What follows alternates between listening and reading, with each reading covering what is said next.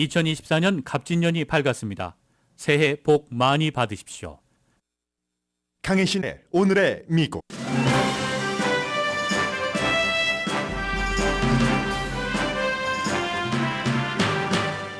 메신저와 해리스 여론조사 결과 바이든 대 트럼프 대결에서 트럼프 전 대통령의 승리가 이어집니다. 여론조사 결과에 따르면 무당파 유권자가 트럼프 전 대통령 쪽으로 기울고 있습니다.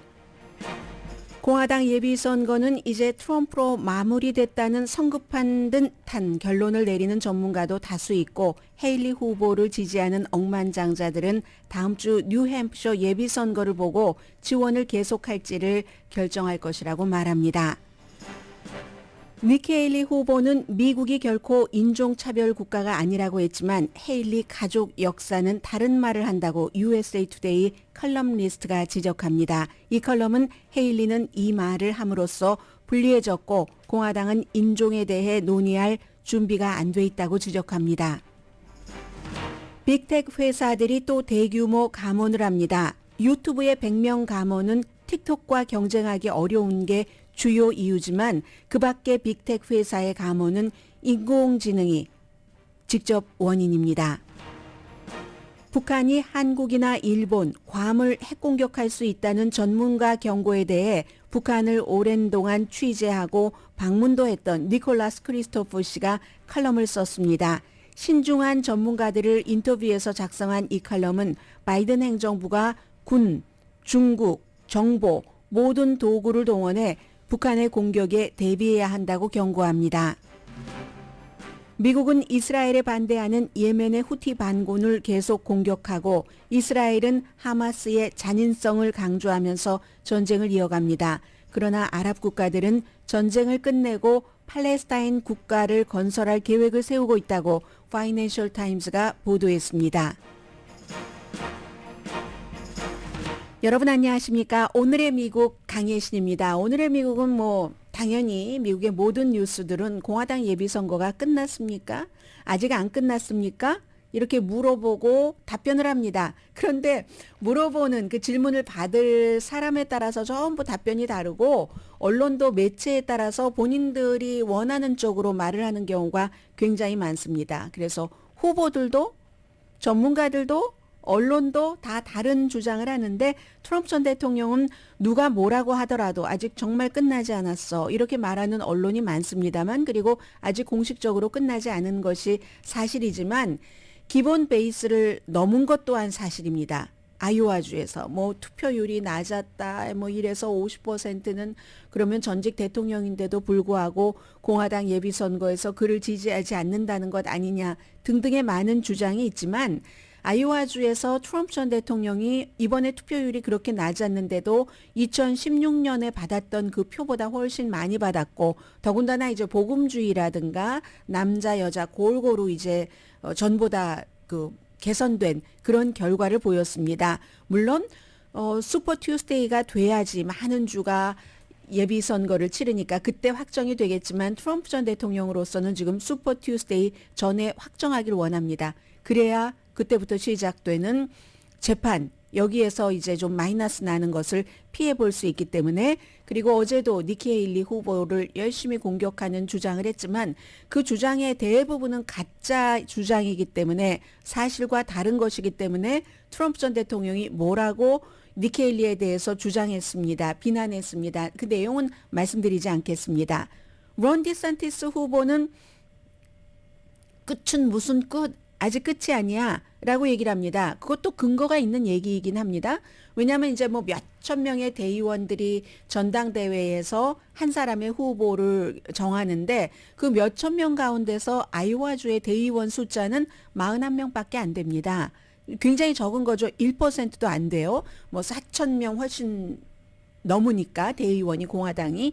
그래서 이번 선거로 트럼프 전 대통령이 가진 대의원 숫자가 아이오와주에서 20명, 디산티스가 니키 헤일리를 이겨서 8명, 니키 헤일리가 7명, 나머지가 1명, 비벡 라마스와미 그렇게 되는데 그러면 이 정도면 됐지? 내가 2등을 했잖아? 라고 얘기하면서 뉴햄프셔 내가 약하니까 난 사우스캐롤라이나에 먼저 가 있겠어? 하고 갔죠.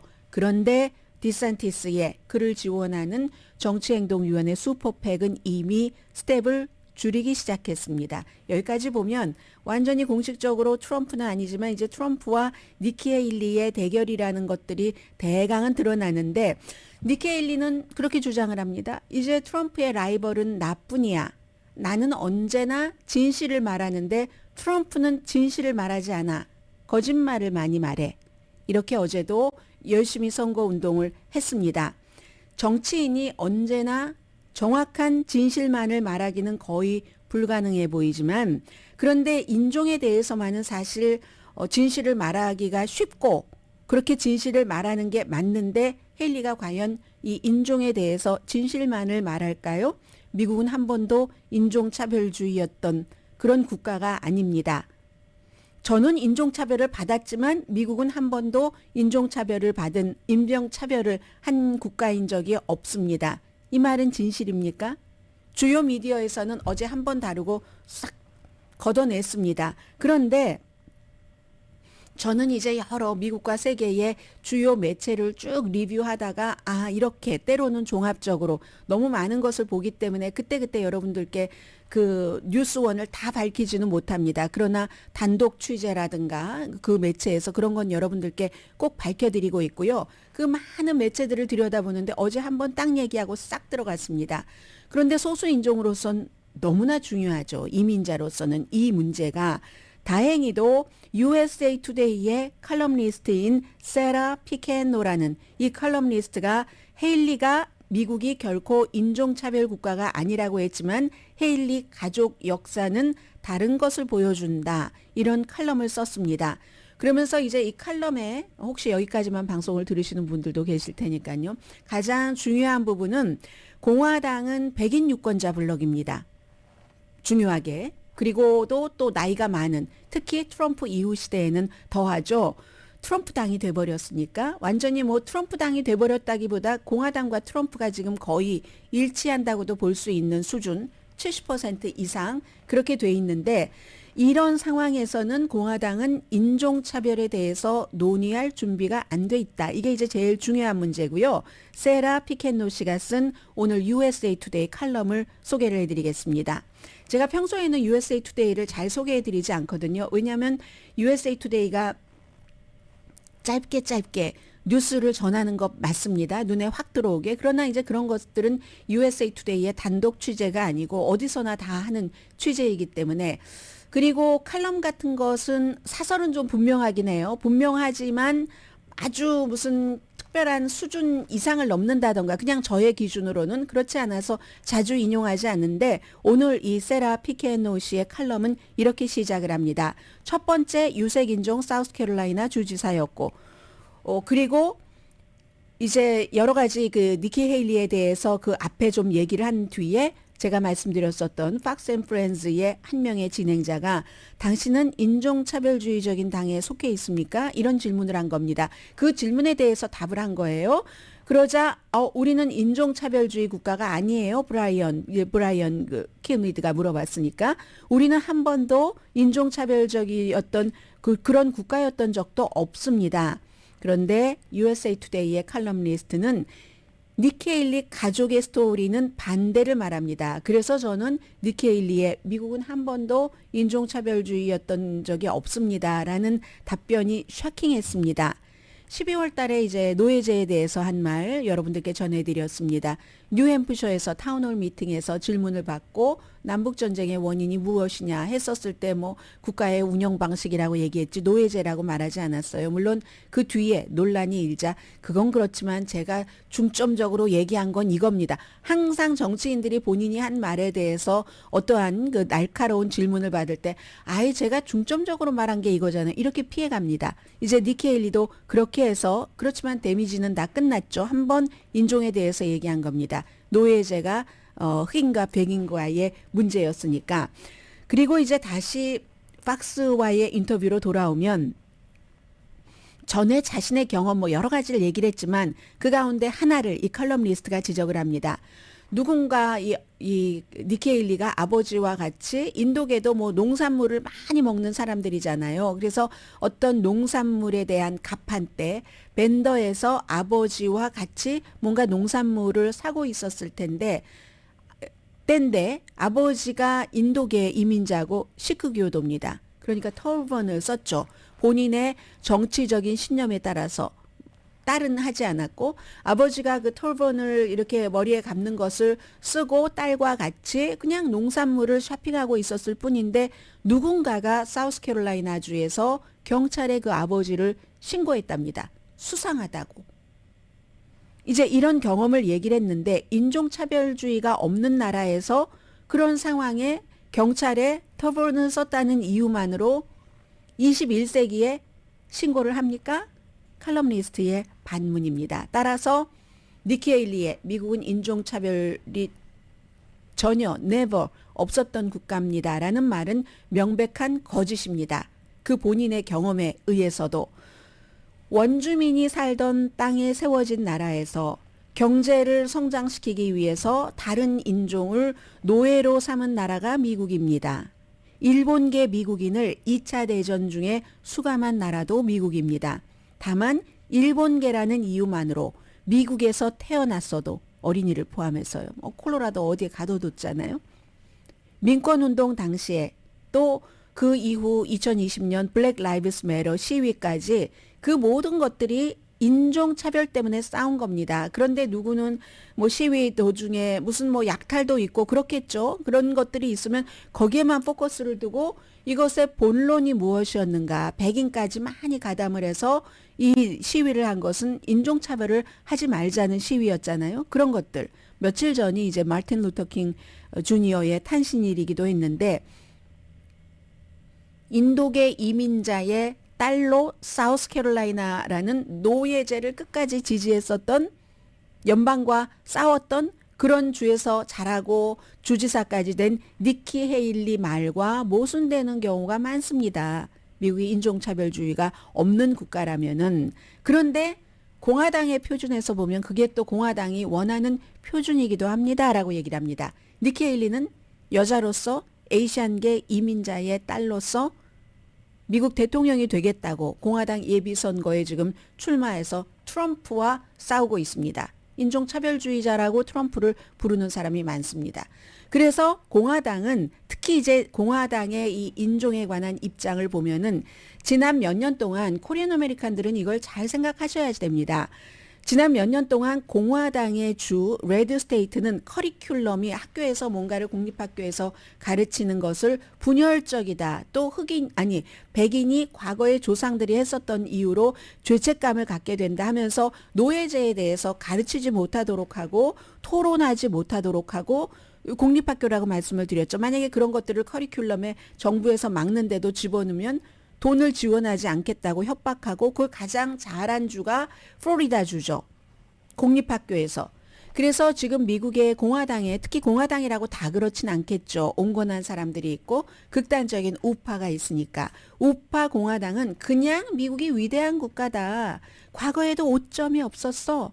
미국이 과거에 오점이 있었던 그런 증거를 지우려고 하는 것이 교과서에서 노예제 같은 것을 언급하지 못하게 하는 것이라고 이 칼럼니스트는 지적을 합니다. 더 위대한 사람은 과거의 잘못을 인정을 하고 더 좋은 곳으로 가자 하는 것이죠. 그런데 반대하는 쪽에선 그런 사람은 비겁해. 미국이 뭐가 잘못했어? 하고 오바마가 그런 일 때문에 엄청나게 비난을 받았었던 게 미국의 그런 이제 그 부분적인 또 시각을 갖고 있는 사람들의 공격 초점입니다. 그래서 이 칼럼니스트는 정말로 미국이 인종차별주의가 없다고 생각을 하는가? 여러분들은 어떠세요? 아마 많은 유색 인종은 이런 지금의 공화당이 그렇게 믿고 싶어하고 pretend, 인척하는 것과 생각이 다를 겁니다. 라고 얘기를 합니다. 니키 헤일리를 이해합니다. 컬럼니스트의 얘기예요. 공화당 유권자 베이스, 나이가 많은 백인 중심이니까 그들을 멀리 할 수가 없죠. 지금 그들이 트럼프 전 대통령 옆에 딱 붙어 있는데 그 붙어 있는 것을 끌고 와야지 되는데 어떻게 그렇게 하겠습니까? 더군다나 지난 3번의 선거에서는 공화당이 그런 성향이 아주 강해졌다고도 설명을 해줍니다. 7월 달에 영국의 YouGov가 여론조사를 해봤더니 공화당이 다른 인종에 비해서 미국에서 지금 백인이 인종차별을 당하고 있어. 이렇게 생각하는 사람이 많답니다. 이게 이제 어퍼머티브 액션, 괜히 에이시안까지 끌고 가서 에이시안과 백인을 옆으로 딱 묶어서 다른 소수 인종들이 싫어하게 만드는, 지금 이게 백인의 주장입니다. 에이시안들이 예뻐서 그러는 게 아니라. 해서 다른 인종에 비해서 공화당이 백인이 인종차별을 당하고 있어. 오히려 역차별을 당하고 있어. 이런 생각을 많이 한다는 겁니다. 그에 비해서 공화당은 다른 소수 인종들이 뭐 인종차별 문제 그거 이제 별로 생각하고 싶지 않아 하는. 왜냐하면 기본 자체가 백인이니까. 또 거기에는 이유가 있죠. 백인이 인구가 줄어들면서 우리가 소수가 되면 어떡하지? 몇백 년 동안 다수로 얼굴색 하얗다는 하나만으로 특혜를 받고 살았는데 그것도 이제 이해가 되는 부분이 있죠. 아무튼 니키 헤일리가 이런 발언들을 반복해서 함으로써 불리해졌다라고 얘기를 합니다. 왜냐하면 공화당 내부에서도 트럼프나 론 디센티스와 비교할 때는 니키 헤일리가 좀 진보라고 할까요? 그렇기 때문에 공화당에서 온건한 사람들이 니키 헤일리를 지지해 왔는데 또 니키 헤일리는 공화당에 온건한 사람과 무당파의 지지도 받아야지 되는데 무당파 가운데는 또 유색 인종들이 많잖아요. 미국이 인종차별이 없다고 얘기하면 어느 유색 인종이 뭐 상식적이라면은 그걸 수용을 할 수가 있겠습니까? 그래서 니키 헤일리가 이중으로 지금 불리하다라는 겁니다. 본인의 발언으로. 다른 소수 인종들도 좀 어떻게 해볼까 했는데 아니네. 저런 아주 중요한 근본적인 인종 문제를 저렇게 생각한다면이라고 생각하고 또 공화당은 너무 리버럴해 이렇게 생각을 해서 불행하게도 칼럼니스트가 니키 헤일리에게 얘기를 해주는 겁니다. 불행하게도 현실은 공화당에서의 현실은 니키 헤일리를 언제나 다른 그룹의 사람으로 봅니다. 공화당 대선 후보로 보기에는 에이시안이고 여성이고 그러므로 공화당은 인종에 대해서 의미 있는 논쟁을 할 준비가 안 돼 있습니다. 라고 컬럼니스트는 지적을 합니다. 특히 이 공화당이 트럼프 전 대통령의 손바닥 안에 있을 때는 많은 공화당 유권자에게는 인종차별이 즐거운 토픽이 아니고 그리고 트럼프가 당선된 이후에 미국의 혐오 범죄가 늘어난 것을 말하기를 원치 않습니다. 반이민적인 말, 뭐 이민자를 인간 이하로 애니멀이라고도 불렀잖아요. 그리고 반아시아적인 혐오 연설을 트럼프 전 대통령이 했던 거, 코비드-19, 중국 바이러스, 우한 바이러스, 쿵우 바이러스 이런 것을 공화당들은 드러내놓고 얘기하길 원치 않습니다. 자신과 같이 생기지 않은 사람에 대한 두려움을 떨구라고 요구하는 것이기 때문에 자신과 같이 생기지 않아서 두려움을 느끼는 그것. 팍스 인터뷰에서 헤일리는 오늘은 전보다 낫다 인종차별에 대해서도 뭐 그렇게 얘기를 했는데 그건 사실일 것이고 그 말에 공감합니다. 사우스캐롤라이나 주에서 인디언 아메리칸으로 자랄 때 힘들었을 것이라고 이 컬럼니스트도 확신한다고 했습니다. 그러나 인종차별이 그 뒤에 매직처럼 사라졌을 리가 없죠? 이렇게 얘기를 하면서 우리의 목표는 모든 사람을 끌어올리는 것이라고도 했고 분열시키는 게 아니라 인종적으로나 성별로나 본인이 지금 받고 있는 거예요. 이미 많이 그런 것을 경험했다라고 얘기하는 것. 니키 헤일리가 무엇을 강조하려고 하는 것 압니다. 그 과정과 그리고 결국은 평등해야지 된다는 그런 말을 하고 있는 것을 모르는 게 아니지만 미국은 그렇다 할지라도 인종차별적인 국가인 적이 없습니다. 라고 말을 하는 것은 역사를 그냥 묻어버리는 것입니다. 너무 대통령 후보로서는 순진해 보이지 않습니까? 이게 이제 USA Today의 컬럼니스트의 얘기라고 전해드리겠습니다. 자, 이런 그 세라 피켄노 씨의 컬럼을 지금 소개를 해드렸는데요. 예전에 버락 오바마가 흑인이지만 대통령이 됐었던 것은 역사를 묻어서 그런 게 아니라 백인들도 많은 사람들이 그 당시에 오바마를 지지를 했었습니다. 그리고 오바마가 안전장치를 했죠. 능력은 그다지 유능해 보이지 않았지만 그 당시에 그러나 진정성이 있어 보이고 또 점잖고 한 조 바이든이라는 백인 나이 많고 상원의원 경험 많은 사람을 안전장치로 뒀기 때문에 백인들도 또 안심을 하고 버락 오바마를 대통령으로 선출을 했습니다. 그리고 나서도 흑인인 게 싫다고 오점이 많은 트럼프를 다시 백인이라는 이유도 포함해서 대통령으로 선출한 국가가 미국입니다. 인종차별이 있는 국가가 미국입니다. 그래서 니키 헤일리는 이런 그 인종차별적인 국가에서 자신의 정체성이나 어떤 국가의 인종차별에 대한 정체성, 여기에 대해서 명확하게 밝히지 못한다면 대통령이 되기에는 한계가 있다고 봅니다.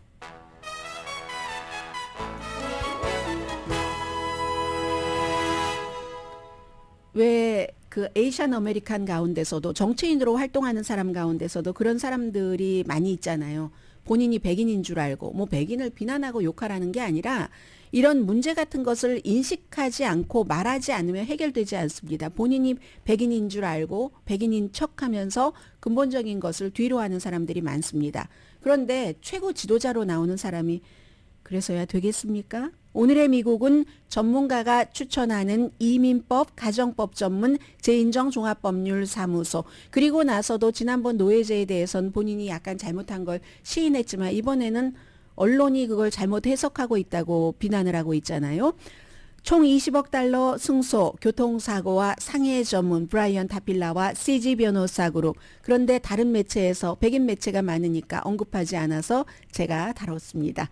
코지다운 갤럭시 이불은 잠이 솔솔 오게 하는 기능성 거위털 이불로 독일 회사와 함께 생산합니다. 코지다운 갤럭시 이불 공동 후원입니다. 잠시 뒤에는 또 하나 고맙던데요. 오늘 저는 니콜라스 크리스토프라는 뉴욕타임스의 컬럼니스트가 북한과 한국과의 지금 문제, 김정은 위원장이 최근에 막 한국에 대해서 굉장히 위험한 발언을 한 거, 이걸 미국이 주목해야 된다. 미국이 주목해야 된다고 얘기하는 것은 신경 쓸 때가 너무 많은데 북한 이슈에 집중하지 않으면 큰 코 닥칠 수도 있다 하는 칼럼을 썼거든요. 잠시 뒤에 전해드립니다.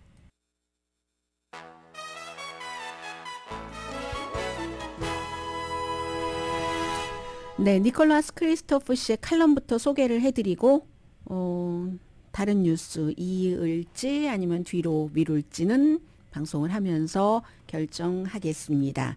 오늘 그 뉴욕타임즈 신문 보신 분이라면은 마치 우리를 놀라게 할 만큼 충분하지 않은 것처럼 마치 우리를 놀라게 할 만큼 충분하지 않은 것처럼 북한의 김정은 위원장이 최근에 최고인민회의에서 한 말, 뭐 전에도 늘 그랬는데 그냥 가짜 경고였었잖아. 뭐 이런 것을 뜻하는 제목 같습니다. 1980년대부터 본인을 소개를 하기를 북한을 방문도 했고 북한에 관해서 쭉 이제 취재를 해온 니콜라스 크리스토프 씨. 이분은 이제 와이프가 중국계이기 때문에 중국과 북한 이런 관계들도 굉장히 그 다른 컬럼리스트보다는 조금 더 가까이 취급을 하는 것 같습니다. 세계가 이미 여러 분야에서 여러 그 지역에서 위기가 있는데 또 다른 위기 상황이 발생할 것이 가능하다고 얘기를 합니다. 북한이 지금 특이하게 행동을 하고 있기 때문에 일부 북한 관련 베테랑 전문가는 북한이 한국뿐만이 아니라 일본 아니면 괌을 공격하는 준비를 한다고 우려하고 있다. 뭐 이런 얘기예요. 그래서 우리가 워낙에 그 잘못된 경고를 많이 봐서 그냥 뭐 늘 그런 것인데 하고 넘어갈 수 있지만 김정은 위원장이 전쟁에 나설 전략적인 결정을 내렸다. 이게 두 명의 아주 신중한 전문가가 이 같은 결론을 내리지 않았으면 본인도 이런 컬럼을 쓰지 않았다고 니콜라스 크리스토프 씨는 얘기를 합니다. 그리고 이 두 분의 얘기뿐만이 아니라 한번 쓴 컬럼과 추가 취재도 했고요. 다른 전문가들과의 인터뷰도 했습니다. 단단한 증거는 없지만 또 뭐 이런 그 북한이 뭐 한국이나 괌, 일본을 뭐 핵공격도 할 수 있는 그 가능성이 있다는 예측에 문제가 있다는 것도 인정을 합니다. 이게 이제 한국과 완전히 이제 통일은 더 이상 없고 뭐 어떤 한국과 연관을 맺었던 부처도 다 문을 닫아버리고 넘버원 적국이라고 선정을 했고 전쟁을 원하지는 않지만 상황이 되면은 우리는 뭐 핵까지 쓸 뭐 그런 뭐 준비를 한다 이런 얘기였었잖아요. 해서 로버트 칼린 이분은 CIA나 국무부나 등의 지난 50년 동안 북한 관련 자문도 하고 연구 결과도 주고 했었던 분입니다. 지그프리드 해커 며칠 전에도 말씀드린 것 같은데요. 북한에 가서 아마 미국 사람들로서는 유일하게 병 안에 들어있는 플루토니움을 그 플루토니움이 들어있는 병을 손으로 만져본 사람. 북한의 핵에 대해서 가장 이제 뭐 북한이 그 당시에 인정을 해서 그 허락을 해서 갔었던 사람 그런 전문가이죠. 뭐 북한을 7번이나 방문한 사람이니까요. 지그프리드 해커 박사가요. 그래서 이 두 사람이 38 노스 그 사이트에 북한 전문 그 사이트에 미국에서 운영되고 있는 핵탄두 공격을 할 가능성이 있다. 물론 괄호 열고 그 핵탄두가 미국까지 도착할 수 있을지 또 그 재진입했을 때 그게 성공할 수 있을지 여부는 모르지만 그럴 가능성이 있다고 이제 얘기를 한 거예요. 글을 이 두 분이 쓰고 나서 니콜라스 크리스토프 씨가 두 분께 전화도 하고 했는데 전화한 결과 언제 공격할지 모른다. 어떤 공격일지도 모른다. 전면 공격일까요? 그러면 이제 그 칼린 박사가 로버트 칼린 박사가 글쎄요. 그의 김정은의 군대가 무엇을 하는지 안다고 말할 수 없습니다. 모른다고 말하는 게 맞는 겁니다. 안다고 뭐 이럴 것이야. 뭐 김주애는 아니야. 김주애가 어떻게 후계자가 될 수 있어. 이렇게 단정적으로 말하는 사람들이 아무리 북한에서 살다 온 사람이라 할지라도 그건 북한에 대해서 그렇게 안다는 것은 있을 수가 없는 일입니다. 내 자신도 내가 모르는데 북한은 지금 그 내부의 이너서클에서 몇 명만 또 그 가운데서도 김정은의 정확한 마음을 알고 있는 사람이 몇 명이 될 것이며 그런데 멀리서 수천 마일 떨어진 곳에서 몇몇 자료를 보고 감으로 한국에서도 뭐 북한이 이럴 것이다 저럴 것이다 말하는 사람 많잖아요. 누가 그걸 맞추겠습니까? 모른다고 말하는 게 더 신중하다고 보여집니다. 그의 군대가 뭘 할지 모른다. 그렇지만 계획을 짜고 논쟁을 한다고 의심을 합니다. 한국이나 괌이나 일본을 공격한다는. 그래서 어떤 그 내부에서는 아 이건 안 돼. 아 이게 말이 돼? 뭐 얼토당토 않지 하면은 또 다른 그룹에서는 아니야. 리더가 이걸 원하는 거야. 아마 리더가 이렇게 우리가 해주길 원할 거야. 우리 미사일도 충분하고 핵탄두도 갖고 있잖아. 이런 논쟁 쪽일 것이라는 게 북한 문제 두 명의 전문가가 내린 결론이라는 겁니다. 물론 북한이 허풍도 많이 떨고 모욕도 많이 하죠. 하면서 니콜라스 크리스토프 칼럼니스트는 트럼프 전 대통령 이나 다른 사람들에게 노망난 늙은이다 이런 말들 많이 했었잖아요. 그런데 김정은 위원장은 실제로 실용주의자다. 그 같은 발언을 할 때도 뭔가 협상 조건으로 유리하게 가져가기 위해서 쓰는 것이고 이번에도 그 같은 것인지도 모른다. 그런 전략인지도 모른다. 그런데 북한에서 일어나는 일을 완전히 이해할 수가 없기 때문에 우리는 주의를 할 뿐이다. 경고를 정말 무시하고 싶지만 그런데 이 칼린과 해커 두 박사는 북한에 대해서는 프로고 프로 중에 프로가 북한이 이런 준비를 하고 있다고 의심한다는 것. 이런 경고는 니콜라스 크리스토프 북한에 대해서 오래 관심을 갖고 취재하고 칼럼을 써온 본인으로서도 진지하게 받아들일 수밖에 없다고 얘기를 합니다. 김정은이 2019년부터 트럼프와 하노이에서 아주 기대가 잔뜩 있었죠. 한국도 기대가 잔뜩 있었고 저는 미국에서 진중한 전문가들이 처음부터 이건 될 수가 없는 일이야 라고 많이 주장을 했고 그 주장을 꼼꼼히 보면 그 주장이 더 맞는 것 같아서 한 번도 그게 이루어진다고 말씀을 드린 적이 없습니다. 그런데 그때 북한도 너무 희망에 들떴다가 깨지고 나서 굴욕감 느낀 것 얘기를 했잖아요. 그때 많은 진중한 전문가들은 그 굴욕감이 김정은 위원장에게 어떠한 결심을 하게 할 것이다 라고 했고 그 결심은 수십 년 동안 3대가 개발을 해온 그 핵무기를 사용을 해서 핵무기를 지렛대로 사실은 미국과 자존심도 회복을 하고 무역도 하고 경제적인 베네핏도 찾아봤지만 트럼프와의 마지막 하노이 회담에서의 그 굴욕이 사흘 동안 열차를 타고 평양으로 돌아갔어야지 됐다는 그것이 이제 미국은 포기다. 안 되겠구나. 미국하고는 안 돼. 트럼프라는 이상한 사람이 나와서 이상하니까 우리가 조종해서 될 수 있을 줄 알고 러브레터도 보내받고 하는데 안 되고 또 정권도 또 바뀌잖아.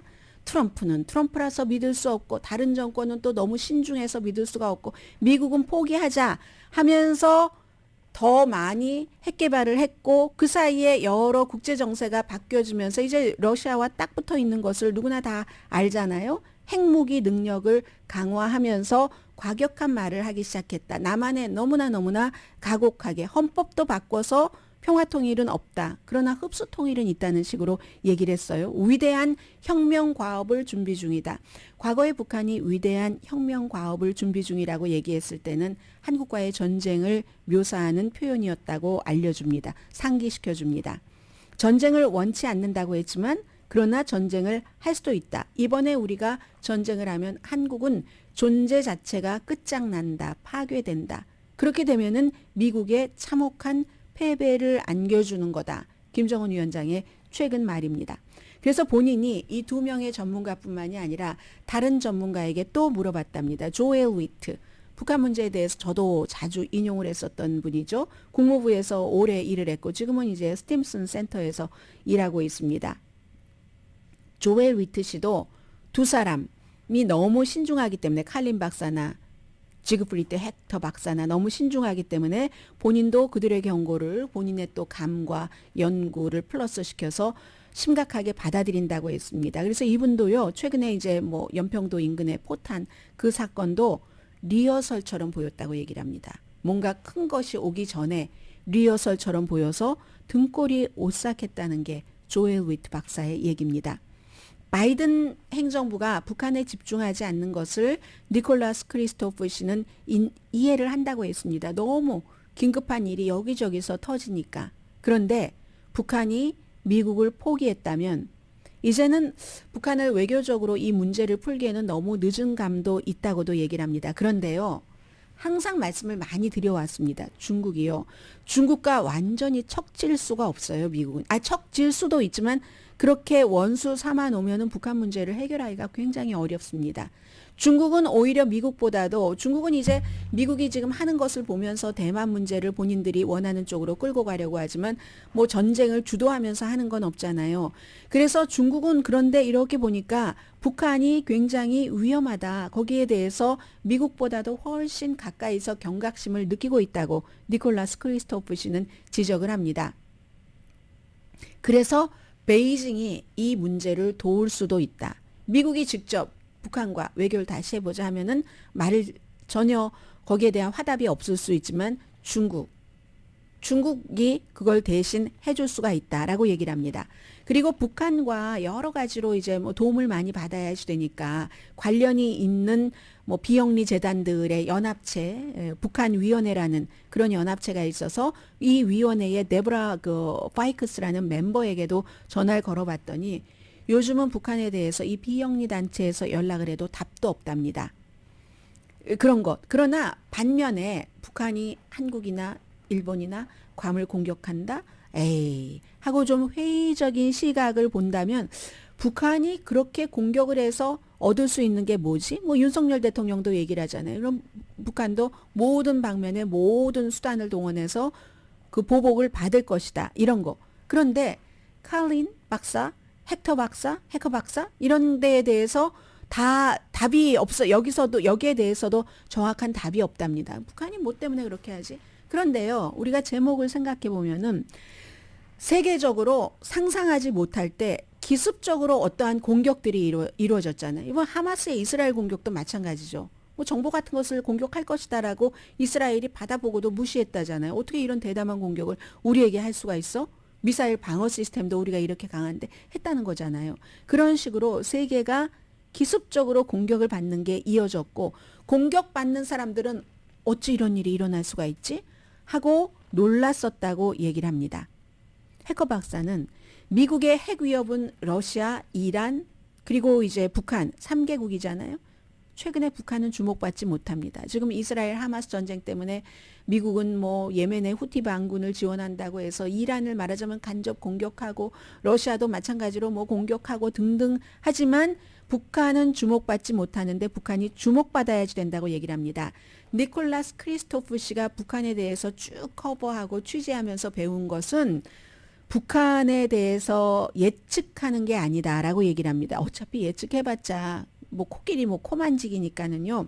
바이든 행정부는 외교적으로 그렇다고 안 할 수 없으니까 모든 그 외교적인 노력을 강화하고 중국이 개입하도록 고위급이 개입하도록 시도를 하고 해서 중국에 대해서도 너무 무슨 여러 가지 문제로 압박만 할 수 없습니다. 미국은 북한을 생각하면 정보를 가능한 한 많이 취합을 해서 북한을 가능한 한 더 넓게 깊게 이해를 하고 군대도 준비를 하는 게 현명합니다. 우리 중 누구도 무슨 일이 일어날지 모르니까 어떤 일이 일어난다 할지라도 거기에 대해서 북한 문제에 대비를 해야지 됩니다. 마치 우리를 놀라게 할 만큼 충분하지 않은 것처럼 이라는 그런 그 제목인데 충분하지 않은 것처럼 방심하고 있다가 당하지 말자 하는 니콜라스 크리스토프 씨의 칼럼이었습니다.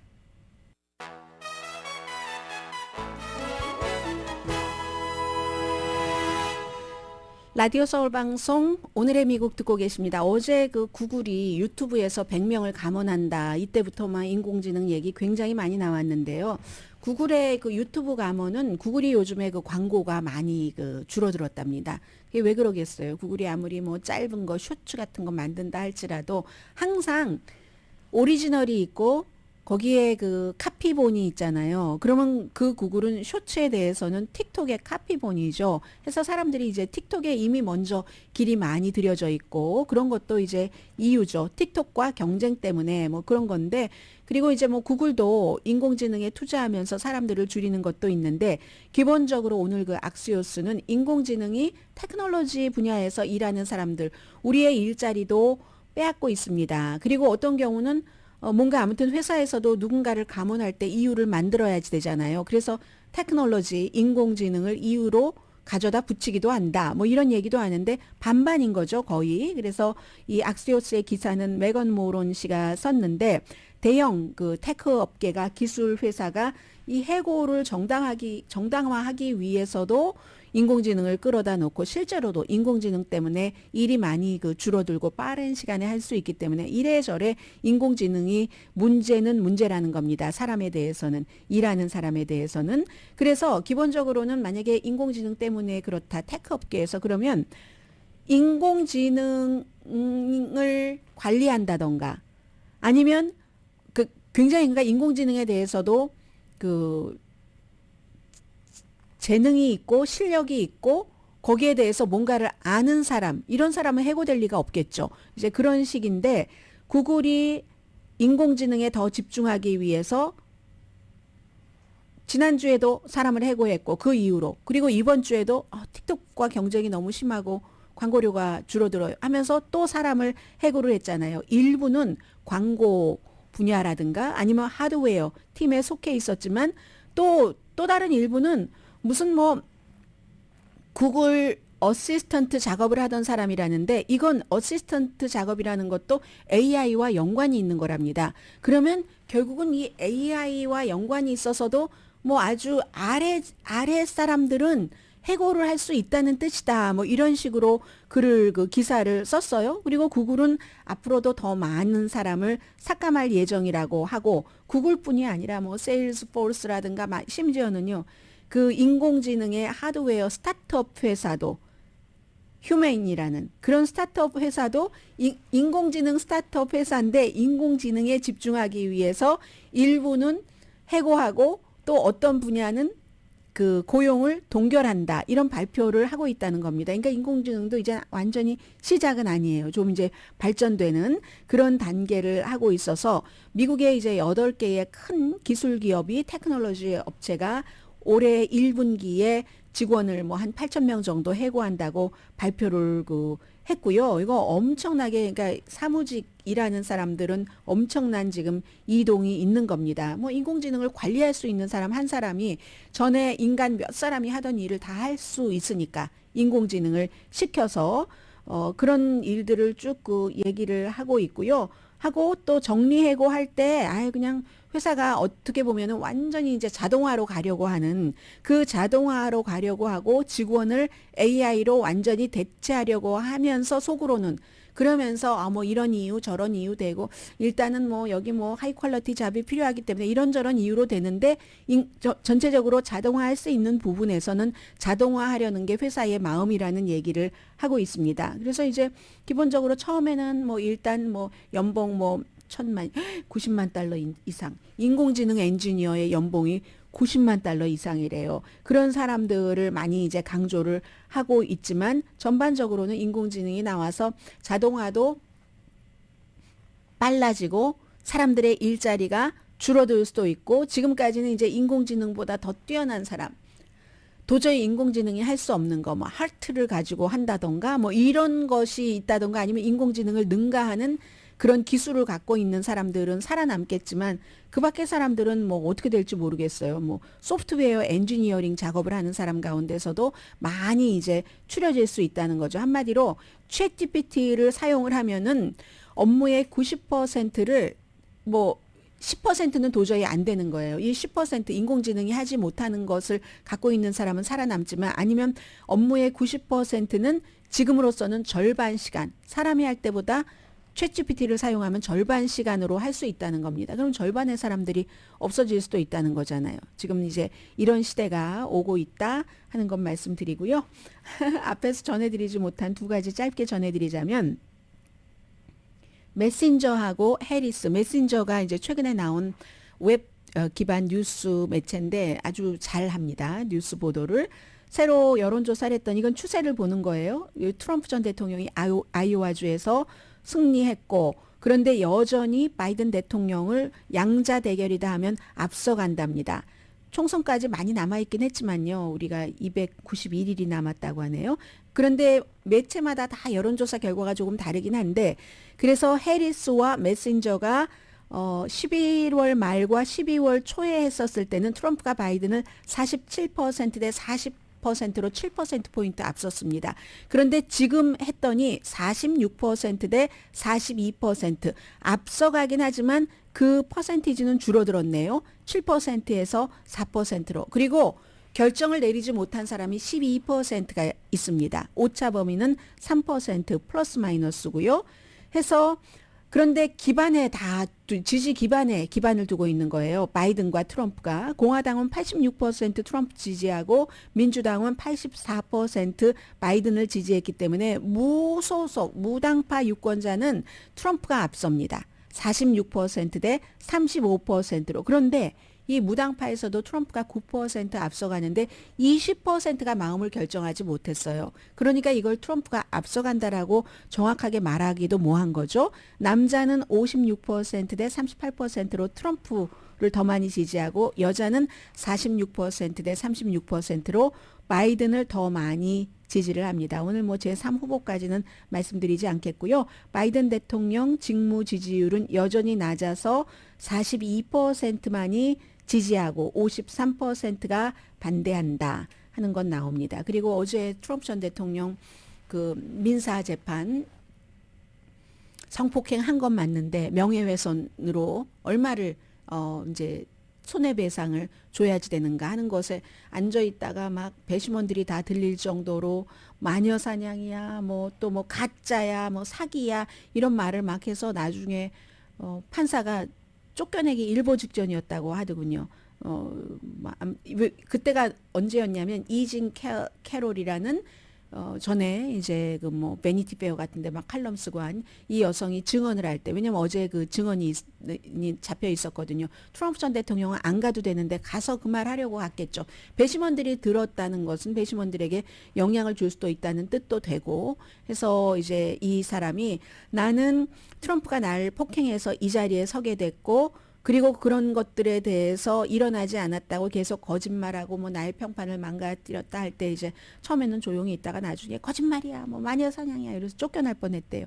전직 대통령이 안 가도 되는 성폭행 관련 민사 재판 법정에 출두를 해서 이게 21세기의 미국입니다.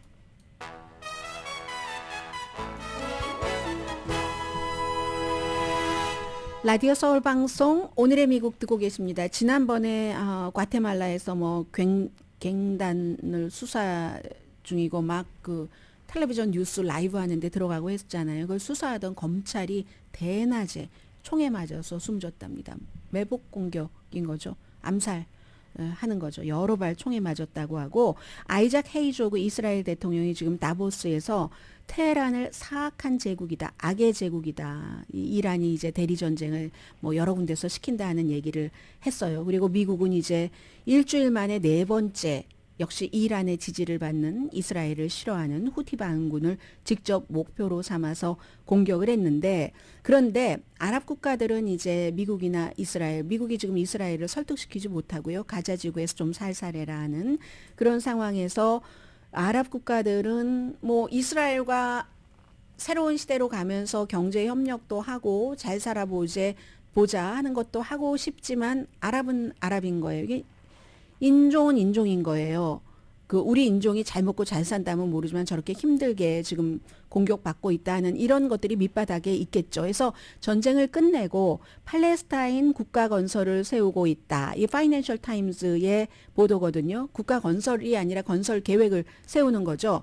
그래서 지금 아랍이 아무것도 안 될 뭐 얼토당토 하지 않는 걸 할 수는 없잖아요. 미국도 아랍에 기대야 되는 부분이 있고 해서 휴전을 하는데 대신에 인질을 석방하고 하마스를 본인들이 어떻게 설득을 시켜봐서, 그리고는 이스라엘과 관계 정상화도 하고 아랍 국가들이, 그럼 이제 트럼프 전 대통령이 처음에 시작을 했었던 그 에브라함 어코드 같은 것 살아나게 하고, 대신에 팔레스타인 국가 설립에 찬성을 하면 이게 딱 전제가 붙습니다. 미국은 뭐 원하지만 이스라엘이 어떻게 할지가 문제인데, 거기에 대해서도 항상 미국이 북한 문제를 풀 때 중국이 필요한 것처럼 사우디아라비아가 역할을 할 수 있다고 보는 겁니다. 사우디아라비아, 이스라엘 이제 이 몇 주일 동안 계속 뒤에서 물밑 작업은 하는데 전쟁은 끝내고, 중동에서 뭐 팔레스타인 인종도 인종이지만 위험이 퍼지면 아랍 국가들도 뭐가 좋겠습니까? 해서 미국, 유럽 정부와는 논의를 하고 두 가지랍니다. 팔레스타인 국가를 공식으로 인정하거나 아니면 적어도 UN 가입을 인정하는 것. 이런 것 해서 이제 미국 국무장관도 뭐 가자지구 심각하다 열심히 지금 얘기를 하고 있는데, 이스라엘의 극우 정부가 양보를 해야지만 할 수 있는데, 이것도 사우디아라비아가 카드를 제시할 수 있다고 보는 겁니다. 오일이 많죠. 사우디아라비아도 젊은 그 왕세자가 나와서 뭐 여러 가지 아주 그 야만적인 행위도 하지만 뭔가 그 무역, 관광 중심지 이런 걸 하고 싶은데, 그러려면 또 이스라엘과의 교류가 필요하기 때문에 그럴 수도 있다. 지금 이제 아랍 국가들은 여기에 포커스를 맞춰서 일한답니다. 오늘의 미국은 전문가가 추천하는 이민법, 가정법 전문 재인정 종합법률사무소, 총 20억 달러 승소, 교통사고와 상해 전문 브라이언 타필라와 CG 변호사 그룹, 코지다운 갤럭시 이불은 잠이 솔솔 오게 하는 기능성 거위털 이불로 독일 회사와 함께 생산합니다. 코지다운 갤럭시 이불 공동 후원이었습니다. 10시에 브라보 마이 라이프 방송됩니다.